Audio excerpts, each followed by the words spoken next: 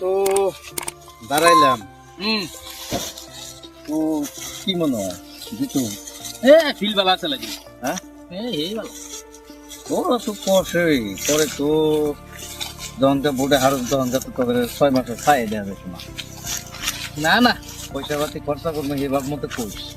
এই চিন্তা না করুন না যে আচ্ছা, আমার গ্রামে ভোটের সংখ্যা কত? মোটামুটি 12-13 করবো। 12 মেম্বার ক্যান্ডিডেট কত মেম্বার? দলের 2 জন আর নির্দলীয় 1 জন। তাহলে 1200 ভোট যদি হয়, ধর 1200 ভোটের থেকে তাহলে আমি 500 ভোট পাইলে যেতাম। হ্যাঁ 700 ভোট তোর 2 জনের মধ্যে ভাগ হবো। তাই না? ঠিক আছে, তো আজকে থেকে ক্যাম্পেইন শুরু কর। মানুষের ভোট যাতে হেরাজন জানে ভোট কেবল করে ভোট নেওয়া যায়, সেই টেনশন মাথায় রাখে, বুঝছা? খালি চামচাগিরি করলি একটু ভালো করে করিস। ওই যে জিয়ারুল ভাই আছে, জিয়ারুল ভাই রে, ওই জিয়ারুল ভাই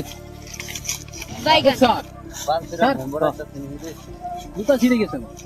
জুতা ছিঁড়ে গেছে তো আমি বাল ফেলাম জুতা তো আপনি কারা মেম্বার ভাই নাকি? হ্যাঁ ভাই, ভোটে দাঁড়াচ্ছি শুনছ তো না? শুনছি। হ্যাঁ তোমার বাচ্চা ভোট করে আমার কাছে তো ভোট 9টা। আমার অ্যাসিস্ট্যান্ট খেয়াল করো। হ্যাঁ আমতা ধরো যে গ্রামের উন্নয়ন, আরে এদিকে শুনুন, গ্রামের উন্নয়ন কি করে করা লাগে ভোট দিয়ে জিতান। হ্যাঁ তারপরে ঘর টর যা লাগে ইনশাল্লাহ দিব।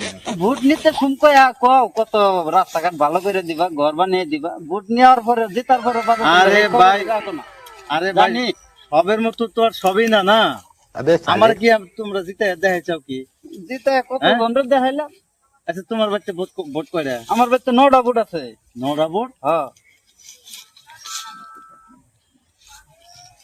তাহলে এক কাম করো, আমি যে উন্নয়ন করুন তুমি বিশ্বাস হইতেছে না। বিশ্বাস কেন করে করুম? আচ্ছা বিশ্বাস করলামই। আচ্ছা পরে হ্যাঁ কসো তুমি ভোটের আগে কি করবা কইরা লাও। আদে ভোট জিতার পরে তোমারে পামু না নাই। আচ্ছা তোমার পরে ভোট প্রতি 500 করে টাকা দে। 500 করে। 500 করে টাকা ব্যক্তির নাম লেখ আর আধার কার্ড নাম্বার আর ফটো মেরে মেরে রাখবি। সকালে কালকে এখন কালকে সকালে ওর বাড়িতে যাবি, যে করে ভোট আছে প্রত্যেকটার ফটো মারবি। ফটো মাইরে আধার কার্ড নাম্বার লিখবি, ভোটার আইডি নাম্বার লিখবি আর যে যে ডকুমেন্ট তারা ফটো মেরে রেখে দিবি। হ্যাঁ তোমার বাড়িতে ভোট করে? 5টা ভোট? মাশাআল্লাহ মাশাআল্লাহ, এই তো তোমার খারাপ না। তুমি ভোটটা আম করে দিবা, বুঝছো? ভোটটা দিবা, তারপরে তোমার উন্নয়ন করা লাগে। হ্যাঁ এটা ধরো যে একবার ভোট দিয়ে জিতে দেখাও, তারপরে উন্নয়ন করি না না করি এটা পরে দেখবা। ভোট তো জিতে দিমু, বাদ তো দিবা বাস। আমি अबे साले বল না খালি জেরুল ভাই কি আনে ভোটের টেহা কইজন হেন থেকে খাবার চাই। আরে এখানকার জামানা বুঝো নাই। ভোটের পরে যে জিতার বাদে কি বাল জাঙ্গ দিব জানাই আছে। সোহালে একজনটা কইলে আনি শুনো, এখানের ক্যান্ডিডেট যেতটি ক্যান্ডিডেট আইব ব্যক্তিদের থেকে পয়সা খামো, ভোট তো একজনটাই দিমু। ওরা জিতার পরে তো বাল একটারও পাম না বিচারে, বুঝছাও কি? এটা এখানকার যুগের কি বুঝো না তোমরা, ছোট মানুষ না। এনার দিমাগে তোমাকে ধরবো না যে ওরেন থেকে পয়সা নিবে।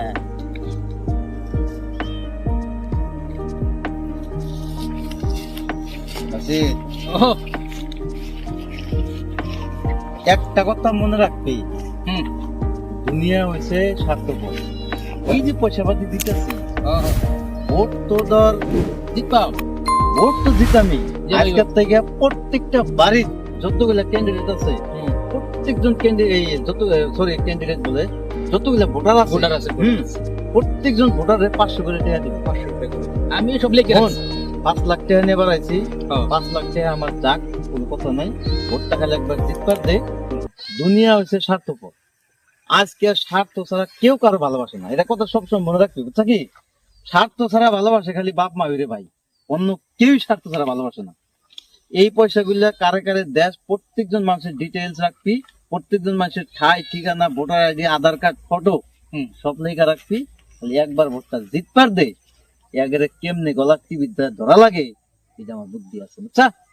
প্রত্যেকজন মানুষের যে চাইবো পয়সা দিবি, যে কবো চা খাওয়াবি, যে কবো যে আমার এইটা অসুবিধা হয়েছে, লাগলে হাতে পায়ে দইরা পায়ে পরে চিকির পরে হলিও এটা ভোটটা নেওয়ার কোশিশ করবি আর কি, বুঝছা?